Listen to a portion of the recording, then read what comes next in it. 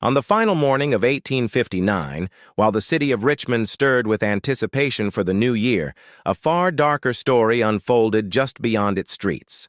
Behind the iron gates of the McKenzie plantation, suffering wasn't an accident. It was designed, perfected, and recorded like a cruel science. For the enslaved, every day was a battle for survival. But one woman, Melinda, had reached her breaking point. Years of silence had turned into a terrifying clarity. No one was coming to save her. Freedom wouldn't be granted. Justice wouldn't be delivered. If it was ever to come, it would have to be carved out with her own hands.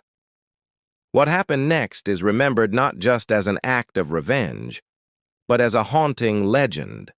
A night when the oppressed became the executioners, and the masters became the prey. The question is, what drives someone so far that fear itself dies? And all that's left is cold resolve.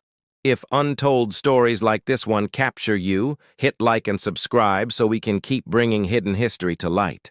And if you know someone who loves powerful, unsettling tales from the past, the McKenzie plantation stretched along the James River like a scar on the land, 60 acres of fertile soil drenched not just in sweat, but in the suffering of enslaved men broken into silence. Anson McKenzie, a hardened patriarch in his mid-50s, inherited a modest property, but transformed it into a cold laboratory of torment. He boasted of running what traders discreetly called the School for Rebellious Enslaved Men. The surface of the plantation looked like typical agriculture, but its real wealth lay hidden. Behind barns and stables were isolation cabins where men sat in darkness, their sanity peeled away hour by hour. Converted stalls became breeding chambers where selected men were forced to reproduce like livestock. Basements beneath the main house resembled dungeons more than storage, filled with iron devices designed to twist bones, crush joints, and fracture minds without leaving visible scars. Anson kept meticulous journals, each page written in neat script. He documented every punishment, every experiment, noting the limits of hunger, the effects of sleeplessness, and the exact moment a man's spirit collapsed. He tested what he called correction by silence. Enslaved men were confined in pitch-black rooms, given watery gruel at irregular hours. Time dissolved, leaving them unable to track reality, some emerging as hollow shells. Anson's cruelty was systematic. He forced enslaved men to inform on each other, creating webs of paranoia that corroded trust. Sons betrayed fathers for crumbs of bread. Brothers spied on brothers for a dry blanket. The main house glittered with imported mahogany, Persian rugs, and crystal chandeliers. But the wealth was built entirely on blood. Every polished surface reflected not luxury, but the shadows of men stripped of humanity. At his side were his 3 eldest sons, each trained in a specialty of cruelty. Bertrand, the firstborn, reveled in physical torment, building devices that suspended men until their joints threatened to tear apart. Philip, the second son, preferred psychological dissection. He orchestrated twisted contests where enslaved men competed for tiny privileges: a sip of water, a spoonful of beans, a minute less under the lash. Myron, the youngest of the trio, delighted in chaos. He collected trophies, teeth, coins, bits of cloth, from his victims, cataloging them like souvenirs. His games were spectacles of humiliation meant to break spirits. Enslaved men assigned to clean the house witnessed these horrors firsthand. One young man, bought as a boy and raised inside the estate, learned early to hide his mind behind a mask of obedience. He scrubbed blood from floors, gathered broken chains, and carried water to wash garments torn during punishments. Behind his quiet eyes, he studied the layout of rooms, memorized routines, and filed away the cruelties. In the laundry, another young man toiled endlessly, his hands cracked from boiling water and harsh soap. Day after day, he erased stains of blood, sweat, and fear, each garment a silent testimony of suffering. During stolen moments at night, the two met at the far edge of the property, whispering encouragement. They shared memories of fathers who had perished in fields, of uncles sold downriver, of brothers they might never see again. Anson's conversations with traders from Charleston unsettled the observant servant. He overheard plans of premium merchandise, whispered agreements about breeding experiments. The cold glance Anson gave him promised a fate worse than death. Unknown to Anson, by perfecting cruelty, he was also cultivating something dangerous: men who had nothing left to lose. On this land of torment, despair was slowly transforming into the seed of vengeance. That seed would grow, watered by blood and silence, until the night it bore iron fruit. And when it did, the house built on cruelty would tremble under the weight of its own sins. Winter of 1858 swept through Virginia with bone-deep chill, and within the McKenzie plantation, the cold reached far beyond weather. It was the season when an enslaved man's fate became an unthinkable bargain of survival. One servant, sharp-eyed and resilient, had long survived by masking thought with silence. He listened when Anson summoned him into a study lined with ledgers, jars of teeth, and maps of slave routes. Anson proposed something monstrous. The servant would be forced into a breeding program designed to engineer submissive men. In exchange, Anson promised eventual sale to Northern Quakers, where men supposedly enjoyed softer conditions. The servant understood immediately. This was no opportunity, but another layer of chains. Yet hope for himself and his younger brother flickered faintly. Accepting might offer both a slim chance of escape someday. At night, by the noisy forge where water clashed against metal, the servant confided in his younger brother. The younger man's hands were raw, his body weary, but his spirit still clung to dreams. Their whispered conversations circled the same question: remain enslaved until death, or endure the degradation of Anson's plan with the faint chance of eventual release? Every choice tasted like ashes. Neither brought freedom. Through his tasks, the servant noticed more. He glimpsed Anson's breeding cabins, windowless structures reeking of despair. Inside, enslaved men sat under constant surveillance, their lives reduced to experiments in lineage, endurance, and submission. The journals detailed precise diets, artificial stress, deliberate malnutrition. These were no agricultural records. They were the cruel blueprints of a man who thought of enslaved men as livestock to be shaped. The servant accepted the proposal outwardly, hiding the storm within. He feigned obedience, nodding to Anson's directives. But inside, something shifted. Trust in promises shattered. All that remained was calculation and patience. Months dragged. Surveillance tightened. Food was rationed with cruel irregularity. Harsh examinations masqueraded as medical care. The servant endured humiliations while preserving his mind by memorizing every routine of guards and masters. Philip, ever the manipulator, began his counseling. He spoke with false warmth, then twisted words into blades. He suggested loyalty could earn privileges, teaching submission as if it were virtue. The servant listened in silence, cataloging every lie. He noticed Philip's obsession with gold, Bertrand's drunken episodes, Myron's irrational fear of pitch darkness. Each flaw was a thread. Each thread could unravel the McKenzie power. In the 6th month of the breeding program, the servant's forced ordeal reached catastrophe. Exhausted, overworked, and malnourished, he collapsed in the barn, blood staining the dirt. The offspring Anson demanded never survived. Anson's reaction was clinical indifference. He recorded details of blood loss, endurance, and psychological effect. He spoke casually of trying again, reducing a man's pain to numbers. For Anson, suffering was simply data. The servant awakened days later, his younger brother beside him, eyes red with exhaustion.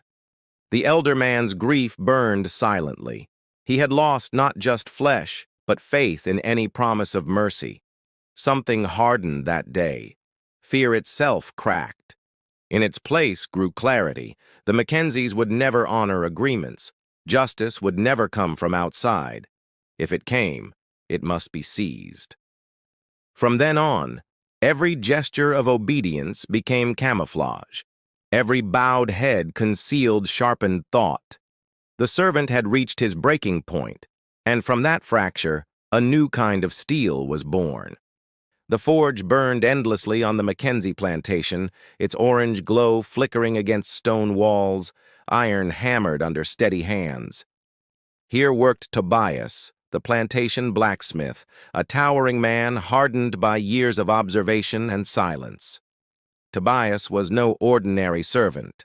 Sold from South Carolina as a rebellious youth, he learned patience under Anson's reign. The forge became both his prison and his sanctuary, where raw iron mirrored human endurance. He lost his only son years earlier. Anson had sold the boy after noting his intelligence unsettled overseers. That loss reshaped Tobias into something colder, not broken, but tempered steel biding its time. When the servant assigned to clean the main house crossed paths with Tobias, something unspoken passed between them. Each recognized in the other the quiet rage of men with nothing left to lose. Conversations began casually: weather, tools, harvest. Beneath the surface, meaning deepened. Tobias spoke of iron, how separate metals combine into something stronger. The servant listened, grasping the metaphor hidden in every lesson. Together they mapped vulnerabilities: Bertrand's drunken nights, Philip's obsession with counting coins, Myron's reckless indulgence. Even Anson, with his heart medicine and late-night rituals, had weaknesses. Each observation was another weapon forged. Tobias's forge became more than work. Secretly, at night, he altered routines, wrapping hammers with cloth to soften blows, masking sparks with smoke. He crafted not just tools, but possibilities disguised as iron. From discarded horseshoes and seasoned oak, Tobias began shaping something unique. A heavy blade, longer than an axe, yet not quite a sword. Balanced, silent, and deadly, it was meant for two hands. The weapon's design carried symbolism: alone, too heavy; together, perfectly balanced. A metaphor for their bond. Two enslaved men whose shared suffering created a strength greater than any chain that bound them. Every strike of hammer on steel was a heartbeat. Every filing stroke was a promise. Tobias wasn't just making a blade, he was creating a future written in iron and sharpened with rage. They built a silent code. A glance meant readiness. A hand on the shoulder signaled caution. 3 taps on wood meant change of plan. This unspoken language kept them invisible among watchful eyes. Tobias revealed escape routes he had studied over years. Swamps impassable for horses, safe trails toward sympathetic settlements, caches of hidden supplies disguised as piles of scrap. Each secret carried the weight of survival. The servant, meanwhile, cataloged the mansion itself. He memorized floorboards that creaked, doors that stuck, locks that yielded, and the exact placement of every weapon in Anson's arsenal. The house was a map of weakness. By late 1859, they shared everything: grief, knowledge, plans. Their alliance was more than rebellion. It was brotherhood. 2 men tempered in loss, determined to forge a justice denied to them by law. Patience was their shield. Outwardly, they worked like obedient laborers, silent, efficient, unremarkable.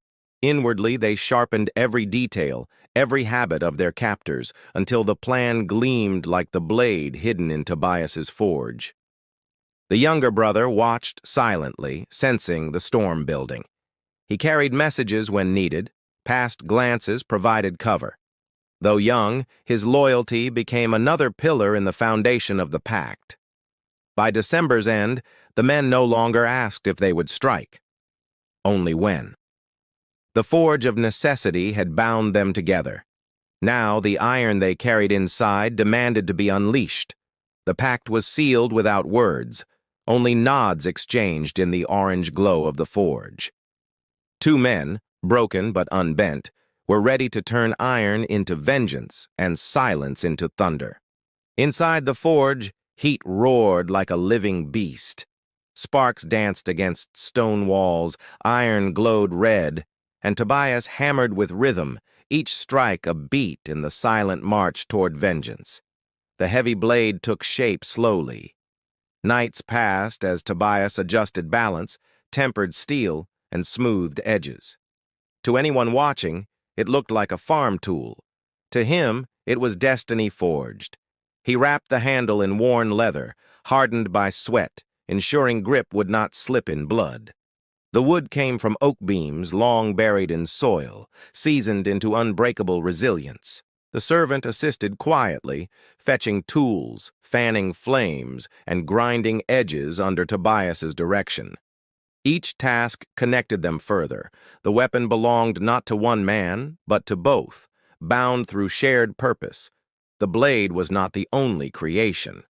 Tobias built hidden compartments under the forge, concealed beneath barrels of scrap iron, where weapons and supplies could be stored without arousing suspicion from overseers. Every tool had dual purpose. A hammer was also a weapon. A chisel could become a blade. Even chains lying unused could be sharpened into instruments of liberation. Nothing in the forge was wasted. The men tested silent movements through the night, practicing steps across creaking boards, signaling with coded gestures, rehearsing where shadows fell at different hours. Their preparation transformed desperation into strategy, grief into calculation. One evening, the servant carried the blade for the first time. Its weight surprised him. Heavy, yes, but balanced. In his hands, it felt less like a tool, more like a promise. Tobias corrected his stance, guiding grip and swing. Side by side, they practiced coordinated strikes, learning how two men could move as one body, the blade an extension of both. Every repetition hardened resolve. They weren't improvising rebellion, they were crafting an operation. Each motion rehearsed in secret was another nail driven into the coffin of the dynasty that enslaved them. By day, they played their roles. The servant scrubbed the McKenzie mansion, stooping before masters, nodding silently. Tobias repaired gates, hammered horseshoes, and tightened hinges. Both men invisible, both hiding sharpened intent. By night, they transformed. Tobias sketched maps in charcoal, marking weaknesses. The servant described guard rotations and locks. Together, they built a blueprint of destruction precise enough to rival any military plan. Their conversations always returned to one truth. Vengeance was not chaos, but justice. They weren't striking for personal gain, but for every enslaved man whose name was buried in Anson's cruel ledgers. Supplies were prepared in secret caches: dried meat, flint stones, scraps of cloth, iron nails. Each hidden stash represented foresight. Tobias had learned from loss. Survival required not only rage, but planning. The younger brother observed their preparations, his silence unwavering. Though not yet hardened by decades, he carried loyalty in his eyes. He became their lookout, their runner, their silent witness to the pact. As the blade gleamed under firelight, the men often paused, staring into its reflection. They saw not their faces, but the ghosts of fathers, uncles, and brothers who suffered without justice. By late December, the blade was finished. It rested wrapped in canvas, hidden beneath scrap metal. Its edge shone like frozen fire. Its weight carried the power of generations demanding retribution. The forge fell silent that night, yet both men knew. The true work had only begun. Tools of vengeance were ready, but the hands wielding them would decide when the fire finally struck. The final days of 1859 arrived cloaked in frost. The McKenzie estate stood eerily quiet, its masters distracted by business. For enslaved men, silence often meant danger, yet for two conspirators, silence meant opportunity. The servant and Tobias waited anxiously for Anson's decision regarding the promise he had dangled for months. That supposed arrangement, freedom in exchange for obedience, had become their single fragile thread of hope. On the last morning, Anson gathered his sons and enslaved attendants in the courtyard. The air was razor-sharp, every breath visible. the servant knew instantly that the moment of truth had come. Anson addressed the group with calculated arrogance. He declared the servant had failed to meet his obligation, claiming deliberate sabotage of the breeding program. Only the younger brother, he said, would be sold northward. The words struck like hammer blows. For months, endurance and humiliation had been justified by the belief that both brothers might find escape. Instead, Anson shredded hope with forged documents and cruel invention. When the younger brother protested, Bertrand stepped forward, his whip already in hand. This was no ordinary lash. Its ends were tipped with sharpened iron, crafted to tear flesh and leave permanent ruin.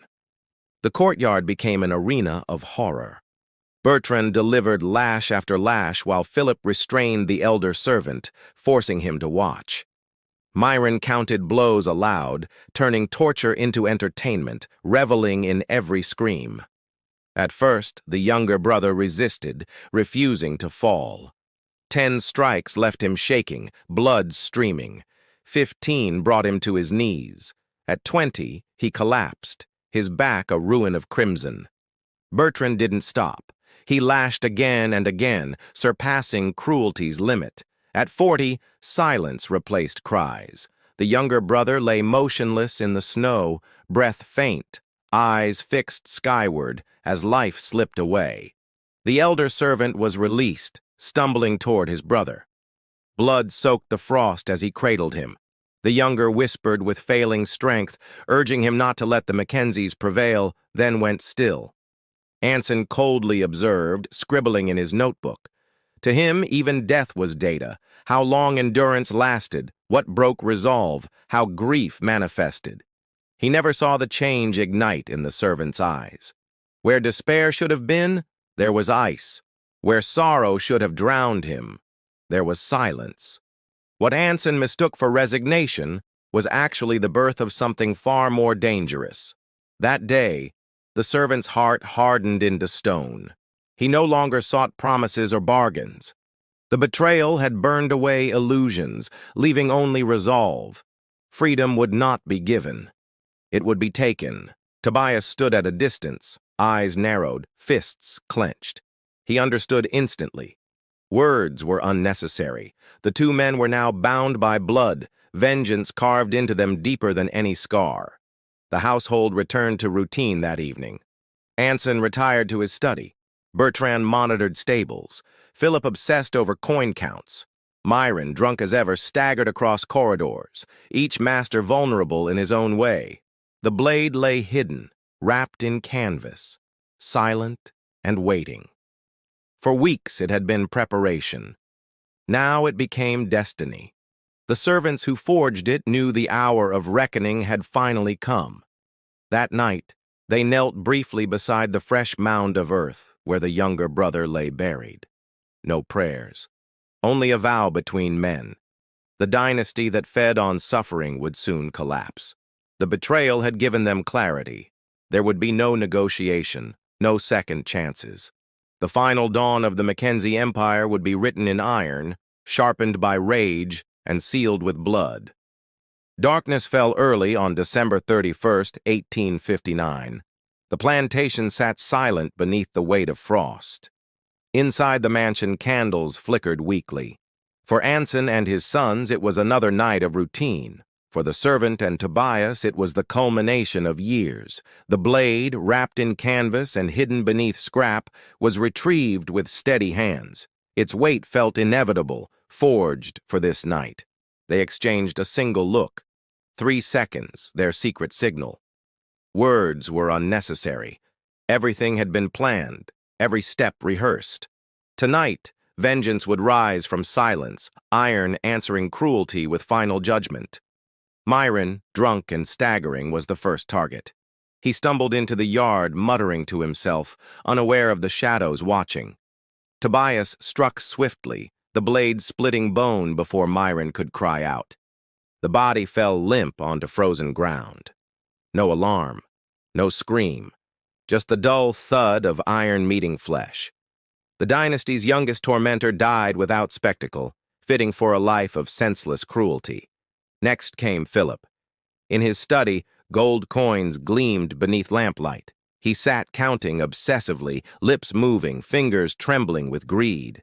He never noticed the servant step silently inside carrying a tray. Tobias emerged from the shadows. The blade swept once, clean and decisive. Philip's blood sprayed across his beloved coins, staining them dark red. He collapsed, clutching wealth he could no longer claim. The irony struck them both. A man who measured worth in gold, silenced by the very blade forged from iron. His final moment left his obsession drenched in his own lifeblood. Bertrand returned from the stables, boots crunching over frost. He saw Tobias first, then the blood-stained blade. He reached for his pistol, but the servant moved behind, seizing his arms with steel grip. The blade struck true. Bertrand gasped, eyes wide as strength fled. For the first time, fear replaced arrogance. He collapsed, life draining into the dirt he once ruled with cruelty. The courtyard reeked of iron and smoke. 3 sons of Anson lay fallen. Only the patriarch remained. The servant and Tobias moved toward the study, hearts steady, silence surrounding them like armor. Inside, Anson sat reading ledgers, spectacles low on his nose. He looked up, expecting a son or attendant. Instead, he saw bloodied men carrying a blade that dripped with his dynasty's ruin. Surprisingly, he didn't beg. He leaned back, eyes calculating. "I underestimated you," he murmured, voice calm. Even in death's shadow, he analyzed, studying vengeance as if it were another experiment. The servant gripped the blade. It felt heavier now, but truer. He raised it slowly, his voice low. "This is for brothers, fathers, and uncles who suffered." The strike fell with finality. Anson collapsed, blood-soaking ledgers of bondage. His empire ended not with fanfare, but with silence broken only by the crackle of fire-consuming papers. Contracts of ownership turned to ash. The men worked quickly. Chains were unlocked, keys distributed, gold left behind for those ready to flee. Some ran into darkness immediately, while others trembled, unable to imagine life beyond walls. At midnight, a distant church bell rang. The plantation still stood, but its power was ash. Its masters lay dead. Its captives faced uncertain futures, yet for the first time, real choice. The servant and Tobias stood briefly at the fresh grave of the younger brother. Snow covered the mound, but they whispered one vow: the debt was paid, and the night was theirs. When they walked into darkness, the blade wrapped once more in canvas, they carried more than survival. They carried the legend of a night when silence turned to thunder and iron spoke. Morning light crept across the McKenzie plantation. Snow reflected pale gold, but silence lingered heavier than frost. The dynasty that once ruled through terror now lay broken, its patriarch and sons scattered in blood. Servants moved cautiously through the grounds. Some carried keys, opening shackles with trembling hands. Others clutched coins left behind. Yet uncertainty haunted them. Chains were easy to remove, but fear lingered deeper. The servant and Tobias guided quietly, but they gave no orders. Freedom, they understood, could not be commanded. Each man must choose his own path, whether to flee or remain. Smoke rose from fireplaces where ledgers burned. Documents that once named men as property curled into ash. Centuries of cruelty reduced to dust in flames left nothing but soot and bitter memory. Some fled immediately, sprinting into swamps with nothing but determination. Others sat frozen, unable to imagine life beyond the walls. Years of conditioning made freedom feel like stepping into a void. Tobias moved from forge to stable, unlocking doors, scattering supplies he had hidden. He pressed iron nails, dried meat, and flint into hands of those bold enough to run northward. The servant remained near the main house. He watched men drift into darkness, some disappearing quickly, others hesitating. His brother's grave loomed nearby, a reminder that vengeance carried both freedom and loss. The plantation collapsed faster than fire could spread. Without masters, no system remained. Overseers fled, traders withdrew. Fields once filled with forced labor now lay silent, covered only in frost and forgotten cries. Neighbors whispered when news reached Richmond. How could such a feared dynasty fall overnight? Rumors spread of enslaved men who turned iron into vengeance, their story passing through taverns and city streets. Authorities investigated, but records had burned. Without ledgers, without contracts, without the fear that once bound, nothing could be reconstructed. The McKenzie empire collapsed under absence. No proof, no order, no heirs. Isaac McKenzie, the youngest brother, returned months later from military academy. He found mansion halls empty, his father and brothers buried in unmarked ground. The dynasty he expected to inherit had vanished. Isaac freed the remaining enslaved men formally, perhaps out of guilt, perhaps out of practicality. He documented the atrocities his family committed, ensuring at least some truth would survive in written form. Yet stories spread faster than ink. Around fires in hidden cabins, enslaved men repeated the tale of the servant and Tobias, men who turned silence into steel and reclaimed dignity with iron. Work songs carried coded verses. Quilts stitched by men bore patterns marking escape routes.